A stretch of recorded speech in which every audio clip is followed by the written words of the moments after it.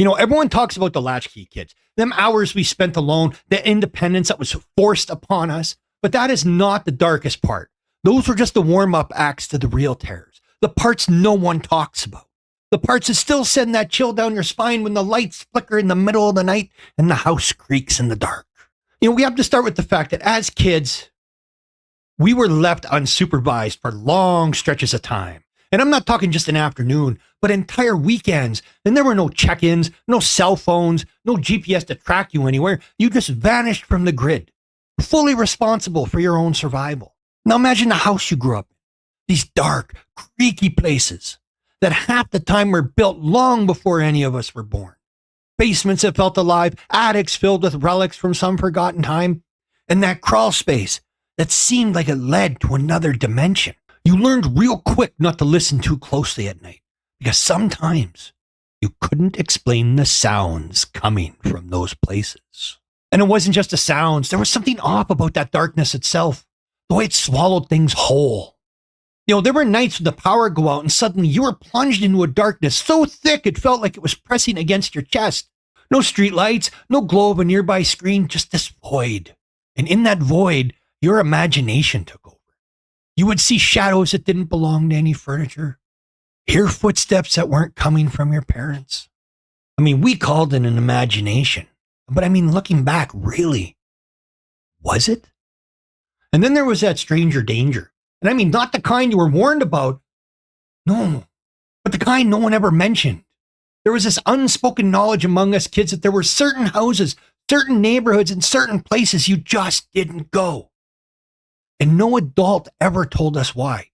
Maybe they knew, and maybe they didn't. But we learned fast. We knew the feeling of being watched, the paranoia creeping up on us as we played outside, wondering if them rumors were true. Sometimes they were. You'd hear stories of kids who would walk past the house, never, ever to be seen again. The kinds of tales that weren't in the papers, but passed on through whispers on the playground. And when the cops came to investigate, that house was always just empty. Nothing to see here, folks. And the woods, the woods, man. We didn't have fenced off parks with safe rubberized paths. We had wild, untamed land that stretched for miles out into the wilderness. That kind of wilderness where you were either brave or utterly foolish if you ventured too far. Kids would disappear sometimes, and not abducted, just lost. It wasn't rare to hear of someone who wandered too deep into the forest and never came back. And those who did come back, they weren't right. Maybe it was the isolation, hunger, cold, but something always changed in their eyes. Something that made you shiver when they told you they had seen things out there. Things you couldn't imagine. Things they couldn't explain. And we didn't have 24 news cycles or the internet to tell us what had happened to these people. There were no Amber Alerts, no community outreach programs to comfort parents or kids. Kids and people were just gone, swallowed up by the world, and that silence was deafening. Their photos would hang on telephone poles for a few weeks, and then even those would fade, tattered and forgotten, as if they never existed. And there was always this undercurrent of fear, that sense that no one was really in control.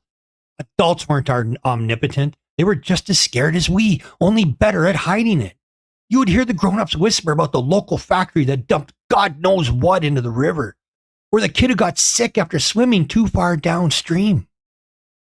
The authorities didn't protect us. The teachers didn't protect us. Hell, half the time they were the ones we feared. We knew the teachers that had dark sides, the ones who ruled their classrooms with that iron fist and the twisted sense of power. The rumors about some of them, well, let's just say we were never surprised when some suddenly retired. But the one that personally haunts me the most, the vanishing. We all knew someone or knew of someone who just up and left. Kids who were just gone. Families would move out in the middle of the night. No goodbye, no explanation. Just a for sale sign up in the morning. And the rumors would swirl. Did they run away? Was it something worse? no one ever really knew, and no one ever asked. You would look at that empty house and feel the echo of something wrong, something unfinished. It's like those people were erased, wiped off the map like they never existed at all, and no one questioned it. So yeah, we survived. And every Gen X kid carries a bag of stories like that. Not the tame stuff, the real stuff, the stuff that wakes you up in the middle of the night with a start, sweating, heart pounding, because for that split second, you're back there alone, scared, and utterly prepared for the darkness creeping around the edges of your childhood. And we don't talk about it much, but it's there, just under the surface. That shadow of the generation left to fend for itself, and no one ever asked us if we were okay. But maybe because deep down, they knew the answer. And they were too afraid to ask.